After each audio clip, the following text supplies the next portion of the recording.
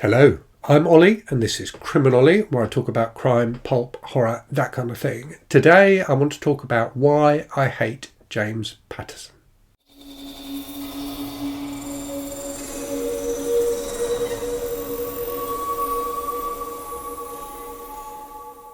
Now, if you're a reader, or indeed anyone who's walked into a bookshop any time in the last few years, you will probably know the name James Patterson.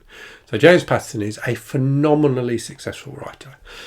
He started out writing a series of books about a character called Alex Cross, who's a detective. And I read the first few Alex Cross books when they came out back in, I guess it was the 90s. So the first one was Along Came a Spider, which I read and quite enjoyed. And there have been, a bunch more since then. I think it's up to about book 20 now, the series. And they are, they're kind of by the numbers, but okay. Detective novels. They're fine. They're nothing special, but they're quite readable and quite entertaining. At least the ones I read are. But what James Patterson has done, what he's leveraged his success as the writer of the Alex Cross books to do, what he's done over the last few years is turned himself into a company. And that's why I have issues with him as a writer. All he seems to want to do is to publish as many books as he can and make as much money as he can. And when a publishing house is doing that, I kind of get it, because that's what companies are there to do, isn't it? When a writer is doing it, I find it more difficult. And maybe this is me being a bit idealistic. But, we think of writers as being creative people, don't we, who want to share their love of words and stories with the world. It does not feel like that's what James Patterson wants to do. I picture James Patterson like Scrooge McDuck, just bathing in loads of gold and laughing at everyone else. So what James Patterson does, if you're not aware, is he publishes books with other authors.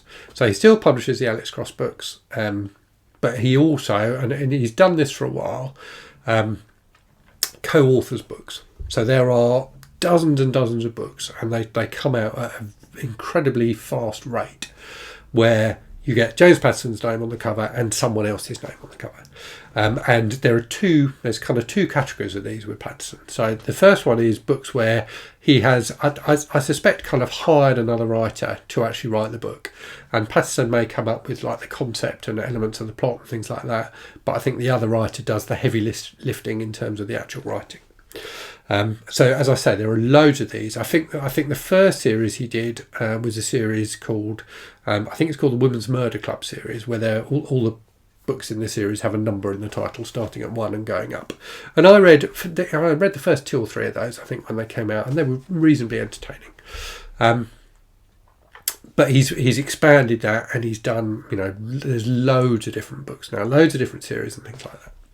And it may sound a bit strange for someone like me, who often talks about how I love trashy books, how I love mass market books, to go after an author like James Patterson and criticise him for what he's doing. But I do feel like there's something slightly different about the way Patterson is going about it, and that it really is about trying to dominate the publishing industry rather than just capitalise on particular trends and things like that. And I say that because, if you walk into any bookshop, you will see just shelf upon shelf upon shelf of James Patterson books. And what that means is other authors are not on the shelves.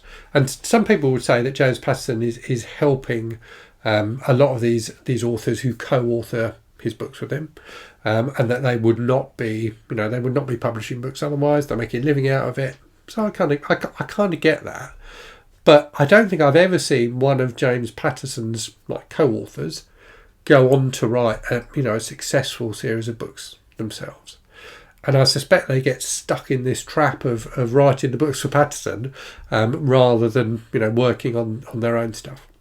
The other thing that he does, which I think also points towards him being someone who is very focused on success and making money rather than on literary value and things like that, is he co-publishes books with celebrities as well now.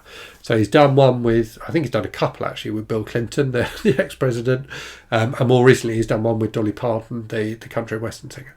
And again, I suspect that the motivation there is purely just to make money from the name recognition, that goes with having that celebrity's name on the cover of the book. I'm not sure how much of a role the celebrities actually have in the writing of the books. I suspect Patterson does more of the writing than them, but yeah, again, it just smacks of opportunism and of a desire to pluck money from the wallets of readers that could be going to other authors. And maybe I'm being idealistic about how I think about authors and books. And as I say, I do talk a lot on the channel about my love of commercial fiction and very popular fiction, trashy fiction. But this to me does feel slightly different. And Patterson just leaves a bad taste in my mouth to an extent. And one of the reasons for that is having read some of his books. So I have read, as I say, I read some of the Alex Cross books when they came out and they were okay. More recently, I've read some of some of his co-published books. And it seems to me that the way they are written is to make the book as easy to read as possible, which is not necessarily a bad thing, and as compulsive as possible. And again, that's not necessarily a bad thing in a book. We search, don't we, often for the most thrilling books, the most absorbing books, the books we can't put down. But I think the way Patterson tends to do it is in a very formulaic way that feels to me a lot like a mobile phone game. So we know that a lot of the stuff that's on our smartphones nowadays, be it games like Candy Crush or something like that, or be it Twitter or social media sites, are designed to tap into our psychology and to be compelling in a way that we can't really control. And I think that Patterson uses techniques like that in the books that he publishes. To draw the readers in and to use almost like tricks to get the books to feel enjoyable and like good books, rather than actually good writing doing that. So he typically has incredibly short chapters. They always end in a cliffhanger.